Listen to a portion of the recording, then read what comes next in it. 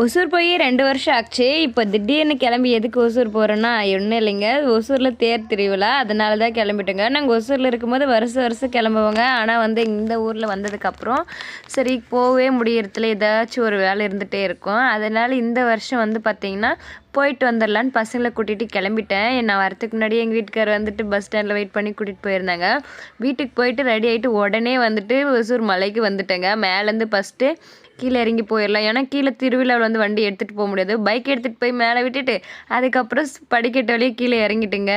கீழே தேர் நிற்குது. நம்ம அந்த படிக்கட்டில் பார்த்து தான் இறங்கி போனோம். அதுக்கப்புறம் வந்து பார்த்திங்கன்னா இந்த பக்கம் ஒரு தேர், அந்த பக்கம் ஒரு தேர், 2 தேர் வந்துச்சு. கிட்ட போய் ஆறாமரம் நல்லா சாமி கும்பிட்டுங்க. இதில் என்ன ஒன்று அந்த உப்பு வாழைப்பழம்லாம் போட்டாங்களா, தலை ஃபுல்லாக உப்பாகவும் கால் ஃபுல்லாக ஒரு வாழைப்பழமாகவே ஆயிடுச்சு. சாமி நல்லா கும்பிட்டுட்டு திருப்தியாக தேர்லாம் பார்த்துட்டு வந்தேங்க. அதுக்கப்புறம் வந்து பார்த்திங்கன்னா ஃபுல்லாக கடைங்களாக இருந்துச்சு. அதில் வந்து கொஞ்சம் பர்ச்சேஸ் பண்ணிவிட்டு வீட்டுக்கு கிளம்பிட்டுங்க. இந்த வீடியோ பிடிச்சி லைக் பண்ணிடுங்க. தேங்க்யூ.